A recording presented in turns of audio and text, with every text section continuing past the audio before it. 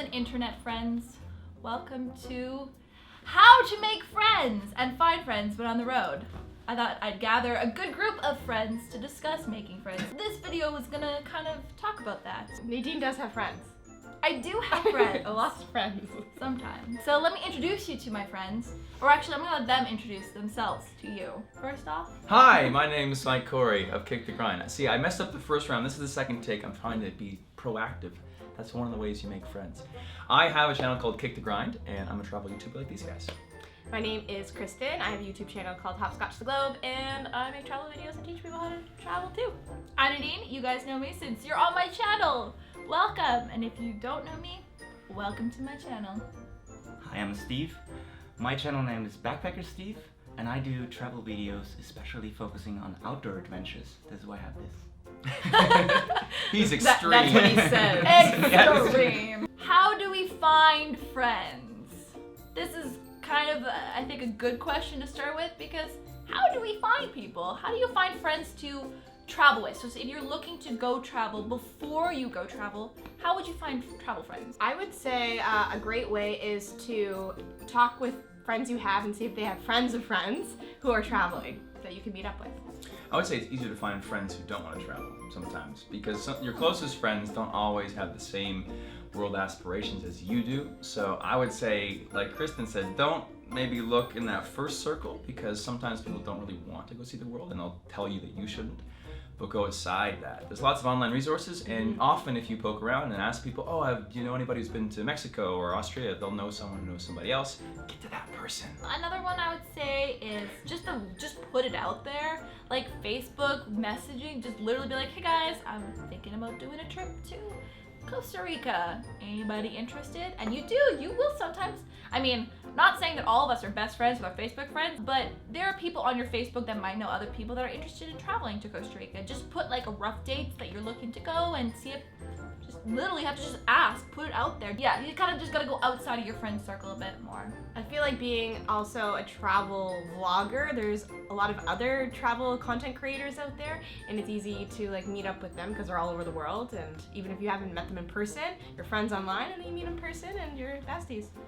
I think a good community is couchsurfing, where you also have couchsurfing meetings in your own hometown, where you can meet like-minded travelers who were traveling maybe the same area before, so you know you can benefit from them. I always thought couchsurfing was just for going someplace and staying on someone's couch, or having someone stay on your couch, but actually half the community, it seems, or more, is these groups. So you can go to, we're in Leipzig, Germany right now, go to the couchsurfing website, and I don't have to crash on someone's couch, but there is a couchsurfing meetup maybe every Wednesday or the last Saturday every month, and you can hit those places and there's tons of people there, and they will definitely want to be your friend.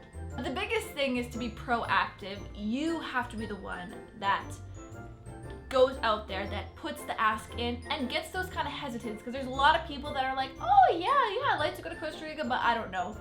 Be like, yeah, let's do it, like let's set a date, it'll be great, and just really take the first steps and convince. A lot of it's like convincing that other person to come with you, because a lot of people, you'll get like, oh yeah, that might be cool, or oh, that'd be interesting. We'd be like, let's do it. All right, let's have a coffee and discuss this if they live in your hometown, or let's set up an email chat and actually really start to plan, to be really proactive in that. I think having said that too, though, is you don't have to really try so hard to convince people, because you can make friends. You can just go on a trip by yourself and then make friends when you get to a place as well. Speaking of, how do Great you segue. make friends when you are in a place? So if you are traveling by yourself or are just broken off from the group and want to meet other people, how do we go about doing that while we're on our travels? I think a lot of people, when they're in an uncomfortable situation, they put on that coating of just confidence, when deep down they're like, I don't know what's going on here, I'm really nervous. And so when you go meet these people for the first time in situations that have been uncomfortable for everybody, it seems like everybody is like, oh, so self-centered and doesn't want to talk to anybody else, but really everyone's just vulnerable like you, and they just have a really good acting face. And you probably have the same acting face. The thing is, you talk to anybody, and 99.9% of people in this world will they'll be happy to. People love to interact, especially when you're out traveling. Travelers are very open. That's why they love doing what they do. So don't think that someone who's in the corner looking a bit serious on their computer isn't available to talk. just go up, ask for tips, and you'll probably get a friend out of that. Hostels too. Oh yeah. I mean, most people, when they're traveling, are already out of their comfort zone. And I don't know what it is, and maybe you guys have found this too when you're traveling, is that when you are thrown completely out of your element and in another country, or you're by yourself, or you're in this destination you don't necessarily know, you are just more open to making and meeting and discussing complete strangers than you are when you're at home. Because I feel like it's that comfort level. Like when you're at home, you don't have to make friends. Because most people have a couple friends at home, and they're like, oh, you know, I don't have to talk to this person. But when you're in a completely different country and you're by yourself, you're like, yeah, you know what? Maybe I want to go to dinner with somebody tonight, or maybe I want to go explore one of these monuments or parks or something else with somebody else. I don't necessarily go by myself. So you're just more open, and I find that other people are also like that. They're more open, so it's a little bit easier to start up those like cold conversations. Yeah, definitely. Yeah, and you completely start from zero. So those people, they don't know you. Like when you're back home, people know you are, these are friends of friends, and they can completely start from zero as they do. So they're in the same situation as you. So they're also searching for someone maybe to explore the city together with. And especially if you're in a hostel and you just hang around in the common area and there's like someone coming in, just bought some souvenir, just talk up to him and say like, so what did you get? And just start a conversation in that really natural kind of way. And maybe you explore the city together like an hour later. I find too that many people have this perception that hostels are just for like young, rowdy travelers in college and such, but hostels are great for everybody. I've met families, older people. It's just a great way to meet other travelers compared to like hotels or Airbnbs where you're gonna be pretty much by yourself. Often in those circumstances, even if you don't want to make friends, there's going to be some really loud guy that comes over and makes friends with you anyway, and you don't even have this, and you can't even say anything about it. All of a sudden you have a friend, you're like, oh my god, I just want to read my book. But one concern that a lot of people have before they start traveling is making friends. But I would say that most solo travelers, after they make their first trip, they realize it's not an issue. Because making friends isn't really that hard. There's people everywhere, and generally in the travel community, if you're staying in hostels or going on tours, everyone there is just really happy, and they're all a little bit lonely too. So making friends after you realize it on your first trip is kind of easy. Like it's not even that difficult. Sometimes it just happens, and you don't be like, dude, you've been talking for 45 minutes. I just want to grab some sushi. And yeah, so it's an issue that I feel like is a big one in the beginning, because we all like to have friends in these circles. But go there and you realize very quickly that it's not that hard. It's easy. I think another important part is you also have to be open to making friends. Like Mike just said, it's like people, a lot of times there would be people that just come up to you that are looking to make friends, and you have to be receptive to that and be open to starting up a conversation, because it doesn't always have to be you the instigator, like sussing out people like, all right, I'm gonna make friends with you, I'm this. A lot of times the other people are gonna come to you, and you just have to be aware of that and be open to that. I find too that people that may be a little bit intimidated, normally like back home you don't really feel like you're that type of person who will go out and just start talking to people. I find that when you travel, something changes inside of you. You're kind of touching on this, where you just become more open. It just automatically happens, and I think it's because it's kind of like it's like an instinct. Like you are in a new place, you feel like you need to be more open because you want to make friends to share experiences with. Also, alcohol helps. Yeah, that is true. It just like helps just a little bit. There's also travel massives or like get-togethers in many different countries and cities around the world, where each month like people get together, other travelers, and that's a great place to meet people even before you go on a trip or while you're on a trip. And there's Tinder. Keep swiping right. But in all seriousness, though, if you want to meet even a friend or a romantic relationship, whatever, it's a great way to meet people. Now, honestly, because you're there and you can see who speaks English, and you can have a mutual interest, whether it be romantically or just for friendship, and you can have a coffee and just talk. You just talk about the city, right? I would make sure you tell someone where you're going before you meet someone on Tinder, though. Yes. Yeah. Coming from a guy's perspective. And don't meet them at home. Maybe meet them at your hostel or something. Meet in this dark back alley at 3 a.m. No. We'll share tips. Twitter is also pretty cool too, because you can like hashtag whatever place you're staying in and see who else is staying there. Okay, you know? cool. You never know. I think if you, let's say you are into dance or you're into archery or something back home, a lot of cities will have those same communities, and they always love to have new people. Like especially if, let's say you're in a Latin American country, go to a salsa dancing class. A lot of places have free classes, or if you want to pay $5 for a drop-in or something, great way to kind of get beneath the surface of the culture a little bit and meet some locals. Jordan. Free tours.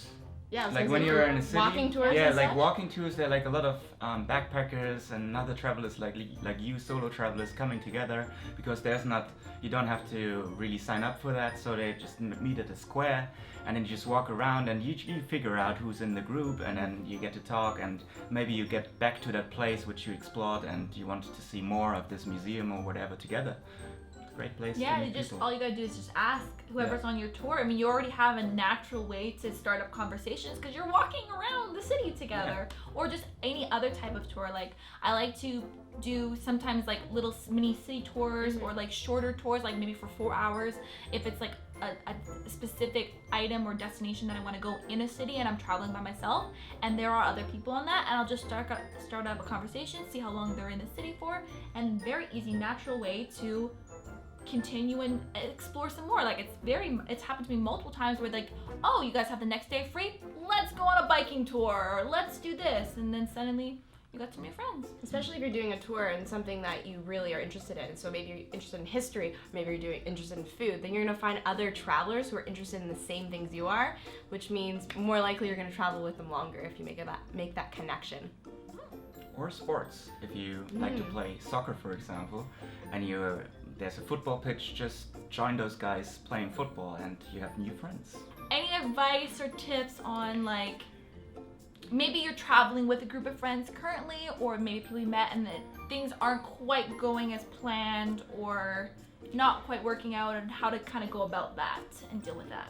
Well, I mean, friends you have back home and you consider traveling with them, it could be a totally different story when you're on the road, because those guys, you maybe meet them like in the evening going out for a drink or something like that, but then you're together with them like 24/7, and then you suddenly realize it's kind of nerve-wracking to be with you. It's too much. I was like, I like you, but it's a little too much of you. And then you need to tell them in a nice kind of way, so maybe it's better so that I'm going exploring the city today on my own, and you do this kind of stuff, because maybe your interests are not the same all the time, and then you just like adventure, like you just part ways for a certain amount of time. Or if you're on a longer road trip, you just go to another place for a while until you meet again. This just happened to me. I was actually just on a trip with someone who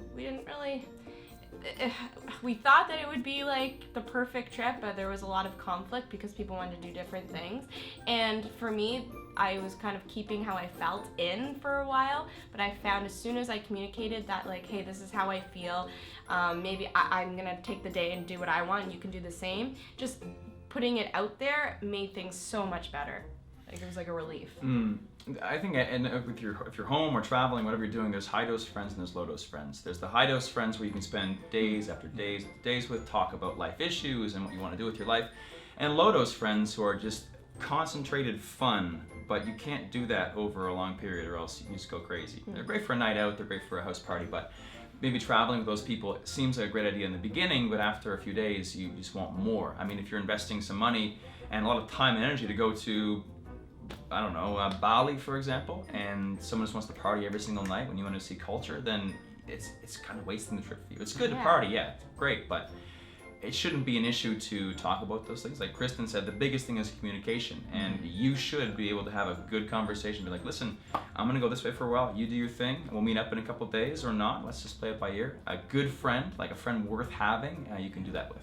Yeah, and don't be afraid to ask those. They're hard questions, they're awkward questions, but it'll make the trip better for everybody. You always gotta make compromises and sacrifices when traveling with any type of friend, whether it's a friend that you've known for forever or a friend that you just met, to make sure that everybody's getting at least a bit of what they want. It should be like at least 50-50 of like, okay, well, you wanna see that? Oh, today, but I also wanna see this. Let's do yours. Let's go there first, and then we'll do that after. And just a give and take, compromise. I think that's interesting too, because I've done that, and then I found out that maybe I didn't think I was really into like the history of a certain city, and ended up loving it because my friend wanted to go and do it, and I was like, thank you for making me do this, basically. I want to say it's really common from people we know and backpackers to go travel with somebody and they just split off and they both do their own thing for a month or a couple weeks and then they come back together or they travel with somebody else. It's not a big serious thing, like a deal breaker type thing. It doesn't have to be. It's actually really common in our circles to just go travel with somebody, and if it's not working or you have different ideas, travel with somebody else. Gives you something to talk about when you connect again, and that Yeah. little break from each Totally, other. yeah. It shouldn't be a big deal. It's not a big deal.